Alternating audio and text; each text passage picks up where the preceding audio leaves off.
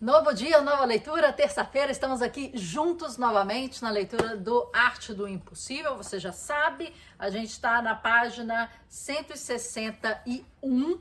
Vamos continuar aqui a leitura. Ele entrou na parte da criatividade já, está falando da supressão de repetições, quer dizer, a gente vê a mesma coisa sempre e aí a gente começa a não enxergá-la mais, né? Ele está falando também, deixa eu ver aqui, da rede de proeminência, a rede de atenção, a rede de imaginação, a criatividade decodificada e a vantagem criativa. Foi assim que ele começou a falar, apontando diversos elementos de funcionamento do nosso cérebro. E eu acho que quando o autor fala isso, ele não está falando para pessoas teoricamente que são psicólogos, terapeutas, médicos, enfermeiros, etc. Eu acho que vale, como autor, colocar no final do capítulo ou no subcapítulo um resumo esquemático visual daquilo. Então ele falou de córtex, ele falou de tanta coisa aqui diferente, pelo menos córtex cingulado dorsal anterior, e diversas outras coisas, tipo, outros tipos de córtex e tal, calma aí, lobo medial temporal, córtex medial pré-frontal, né? Ele utilizou diversas, a gente está acostumado, a ouvir o córtex frontal e tal, mas ele falou de uma forma que ele entrou um pouco mais a fundo, amígdala, falando de várias coisas. Só que quando você faz assim para um público que já ouviu aquilo, mas já ouviu aquilo, às vezes, eu, por exemplo, córtex frontal, não sei o que, amígdala, ok. Mas ele entrou em outros tipos de córtex, em outros tipos de coisa aqui, que eu acho que valia uma tabela resumo, entendeu? O autor, ele tem que ter esse... Por mais que ele esteja falando em texto corrido, 5 páginas, não sei o que, sobre o negócio, no final, um resumo esquemático ajuda muito a pessoa a fixar. Mas se ele não fez, se ele não teve esse cuidado aqui de fazer isso nesse momento desse livro, você, na sua anotação, tem que fazer. Então, ele aqui definiu o que cada córtex, até fez metáforas do que cada córtex, cada coisa fazia.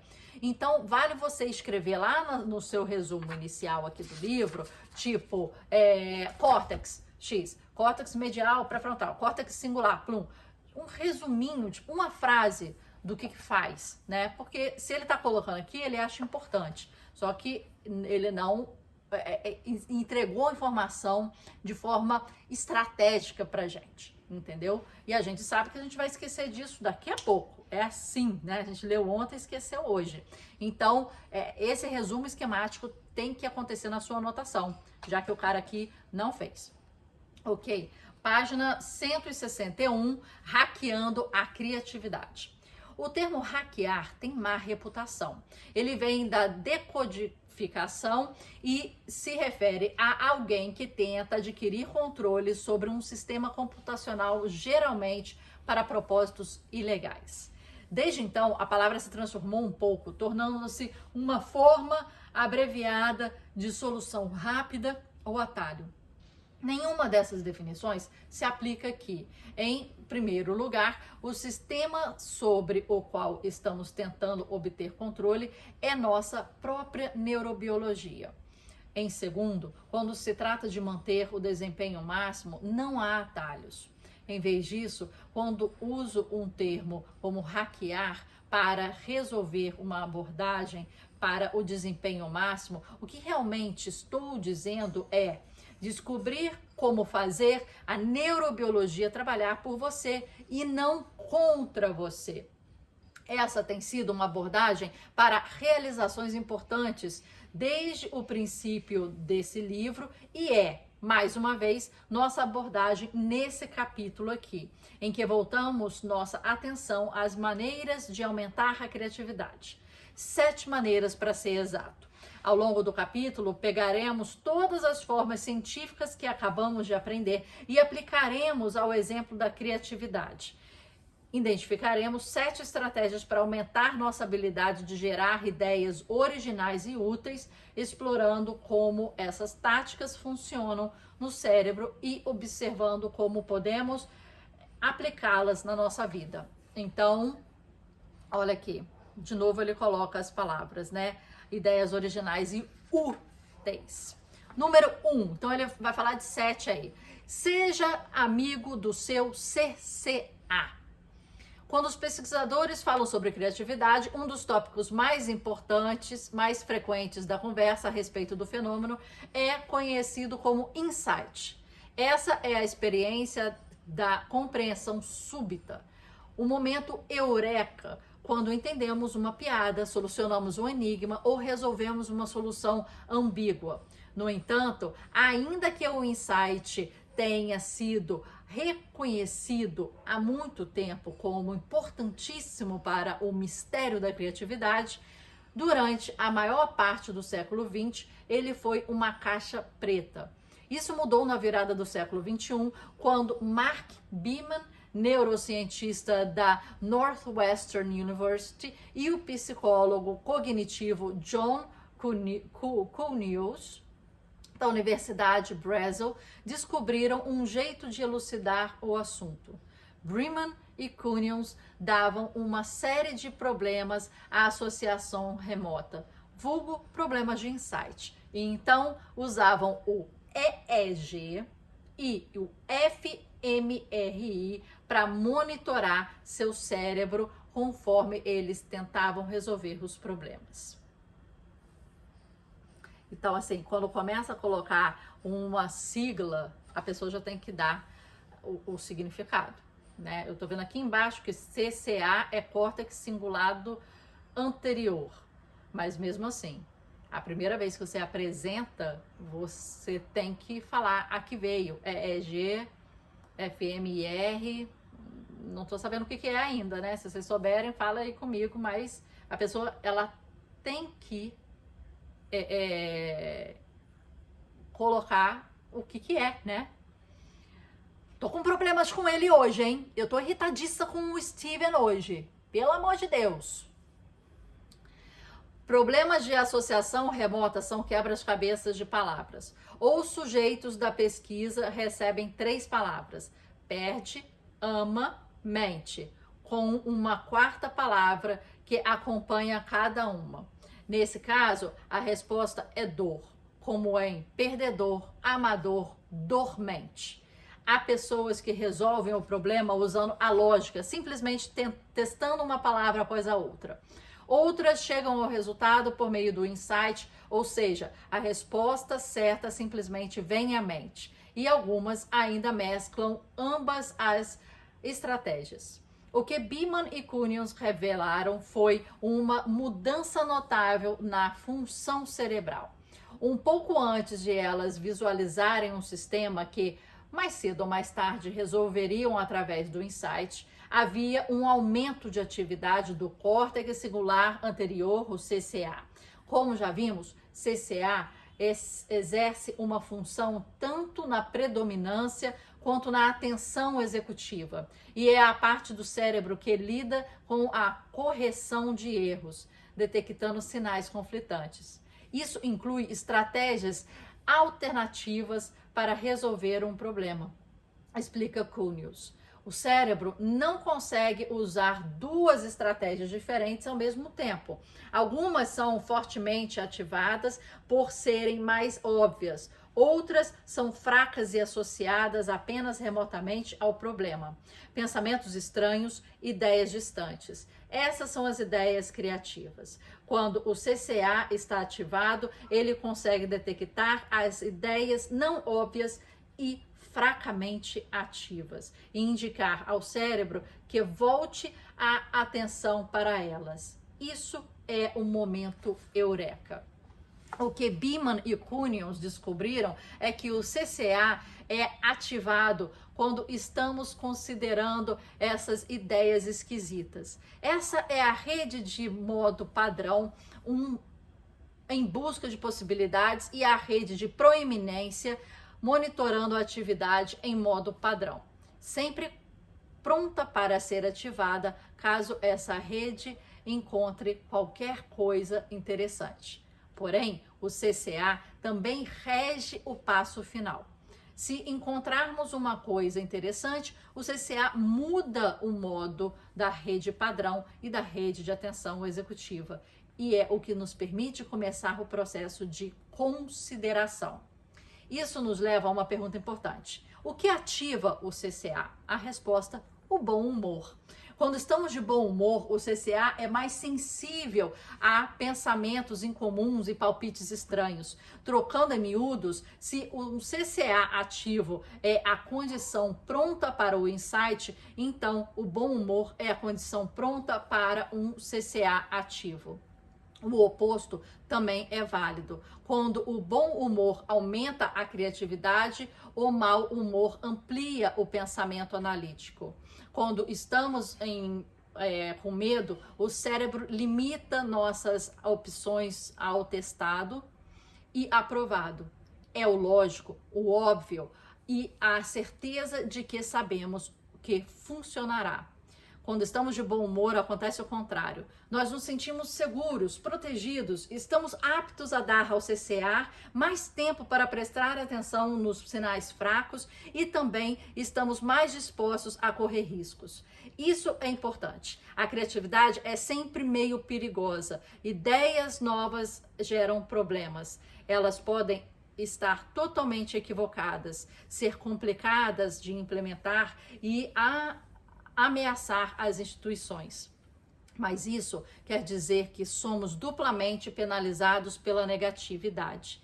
O mau humor não apenas limita a capacidade do CCA de detectar esses sinais mais fracos, como também nossa disposição de tomar uma atitude a respeito dos sinais que, de fato, detectamos. Enquanto o bom humor é um ponto de partida para a criatividade intensificada. Já começamos por esse caminho. É uma prática diária de gratidão, atenção plena, exercícios regulares e uma boa noite de descanso, ou seja, 4 atividades apresentadas na sessão da motivação, continuam sendo a melhor receita já descoberta para aumentar a felicidade. Não acho que isso somente não. Então ele falou gratidão, atenção plena, exercícios regulares, noite de sono, aumenta a felicidade. Ele tá dando regras aí, né? Se você quiser escrever como fórmulas lá no início da sua anotação, você que já fez o nosso curso do Leitor Supremo, você já sabe como. Como cada uma dessas práticas exerce uma função extra no estímulo da criatividade, além da amplificação que você obtém com o bom humor, todas elas são ótimas maneiras de resolver diversos problemas de uma só vez. Isso também é importante.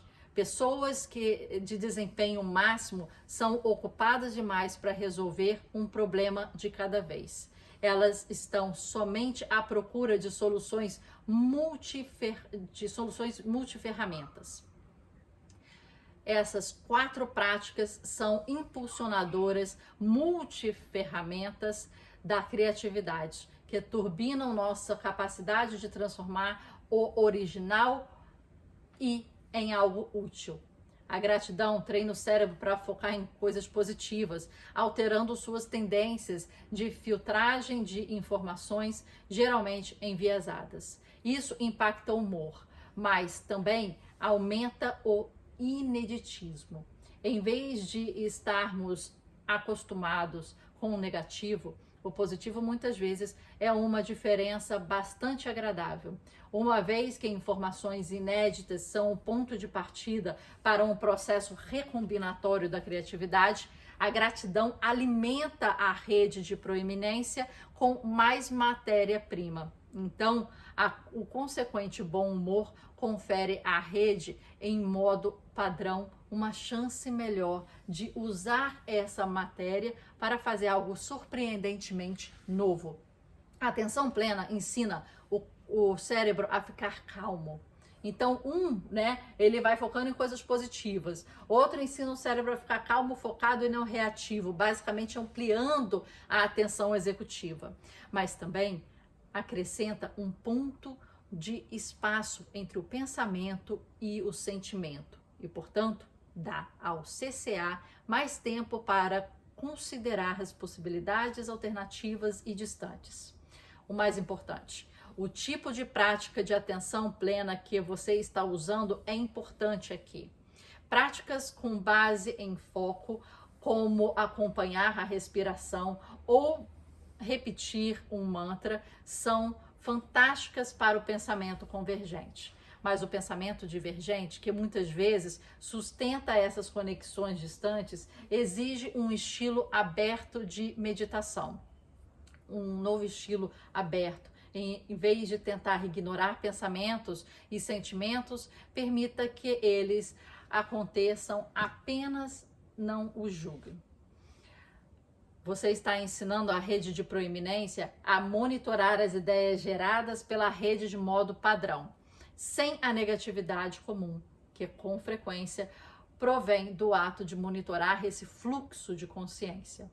Os exercícios, por sua vez, reduzem os níveis de estresse, mandando embora o cortisol do nosso sistema e, ao mesmo tempo, aumentando as substâncias neuroquímicas de prazer, incluindo serotonina, neuropinefrina, endorfinas, dopamina. Isso reduz a ansiedade, estimula o bom humor e aumenta a capacidade do CCA de detectar possibilidades mais remotas. Além disso, a causa da vida normal que o exercício proporciona funciona como um período de incubação. A segunda fase é o ciclo criativo Poincaré, que a gente viu alguns capítulos antes. Por fim, uma boa noite de sono e de descanso proporciona benefícios extras, aumenta os níveis de energia, fornecendo mais recursos para encarar os desafios da vida. E, consequentemente, sensação de segurança aumenta nosso humor e nossa disposição de correr riscos, e ambos ampliam a criatividade. Além disso, o sono é o período de incubação mais importante de todos. Quando dormimos, o cérebro tem tempo para encontrar todos os tipos de conexões ocultas das nossas ideias. E é por isso que há tantas histórias de momentos eureka no meio da noite. Também é por isso que a gratidão, a atenção plena, os exercícios, o sono são inegociáveis para o desempenho máximo contínuo. A parte não negociável é a chave. Quando a vida se complica, geralmente são essas 4 práticas que removemos da agenda. Mas pesquisas mostram que é a última escolha que devemos fazer. Quando a vida se complica, entregue-se a essas práticas, já que é por meio delas que você conseguirá a atividade necessária para destrinchar a complicação. Terminamos a parte 1. Seja amigo do CCA, seja amigo do córtex cingulado anterior, que ele é responsável por aumentar a atividade dos insights, né? E visualizarem os problemas. Terminamos essa parte 1, tá dando 18 minutos, vamos parar aqui e vamos continuar nos próximos com esses 7 passos. Agora, eu acho que ele aqui coloca algumas fórmulas, é bom você já anotar, né, que são esses itens, né, ele fala aqui também da felicidade, trazendo, né, o que aumenta a felicidade, que esses pontos aumentam a felicidade também, mas eu acho que não é somente, esse foi meu ponto quando eu comentei ali, eu acho que não é somente isso, gratidão, atenção plena, aqui ó, gratidão, atenção plena, exercícios regulares, boa noite de sono, eu acho que é tipo assim, a partir daí, né? Ele falou aqui no final, eles são, né, são indispensáveis, né? São inegociáveis para o desempenho máximo contínuo. Ok, são inegociáveis. Então, eles são pré-requisitos. Partiu dali. Hoje em dia, mercado de trabalho, o que é inegociável para a maior parte das profissões? Muitas vezes, computador, inglês. Isso se torna inegociável, você parte daí, né? É tipo, não tem isso, pô, não tá nem sendo considerado para vaga. Então, esses itens, não é que eles geram para mim a criatividade, isso é minha visão pessoal, não confunda com o do autor. É que é somente a partir daí que a gente pode conversar sobre essa história. Entendeu? Para mim seria isso. Não sei para vocês, mas isso aqui para mim não é o que gera, é o requisito, né? Sem computador, sem inglês, não vou nem ler o seu currículo direito. Não vou nem te chamar para reunião. E é na reunião que as coisas acontecem. É esse paralelo aí que eu fiz. Até amanhã, a próxima leitura. Espero você.